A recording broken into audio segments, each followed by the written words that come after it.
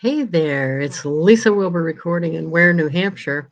I have a little bit of a story to tell and share with you today about technology. And I think I was having a conversation with one of my Go Giver colleagues. If you haven't looked into the Go Giver, the book, make sure you get that by Bob Berg and John David Mann. It's awesome. And we have a Success Alliance of Go Giver enthusiasts, which I'm a part of. And I was having a talk with one of them, and he mentioned how he converted to computer. And I thought of my own story, and really I wanted to share it because it's a theme I think that maybe should catch on with more people about being willing to keep up with the technology. So, when computers first came out, of course, in my experience, is only when I ran into the computer the first time. We didn't have them in high school. Of course, we learned typing on IBM Selectrics, and I got married at 18 and moved to Guam. Yeah, what wasn't one of my smarter decisions. Don't judge. And anyway, so when I was over there, I've always earned my own money since I was like 12. I did work in the tobacco fields in the summer. I made Sundays down at the little restaurant. I worked in the office where my mom worked in the furniture store. I've always had my own money. So when I moved to Guam, I wanted ways to have my own money. All right. So I did do Avon, by the way. I signed up right away and sold Avon on the side, but I didn't know it could be a full time thing. So I was doing other stuff. And one of the other jobs that I had was being in a typing pool.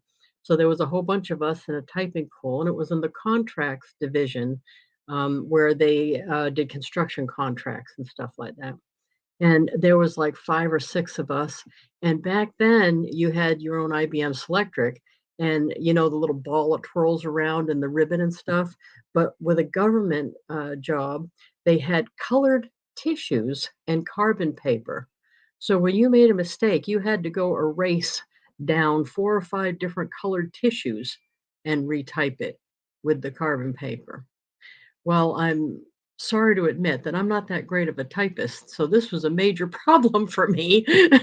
I spent most of my day erasing tissue paper, and it wasn't fun because that tissue paper was pretty delicate. It wasn't good.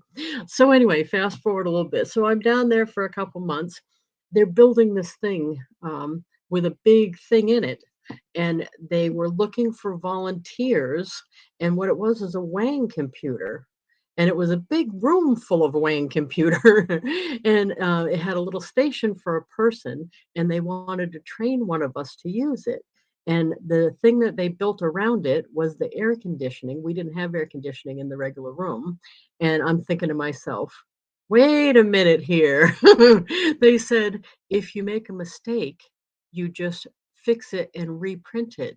You don't have to type the whole thing. There's no tissues. You can print all the tissues. And I'm like, wait a minute. And then when they told me it was an air conditioned room, I'm in. I'm in. I was the only one in that group willing to get trained on that computer. And it's obviously it's been awesome. I've loved working on them ever since. I think the reason I wanted to share this is because lots of times, like those other ladies had to eventually learn it. It's not like them saying no at that point saved them from ever having to convert, right? So when we see new technology coming down the pike, and that could be a new version of the website, it could be a new tech toy, whatever it is, to me, you might as well jump on. You don't have to be a first person to jump on, but you might as well jump on when you get the opportunity because chances are you're going to have to do it anyway.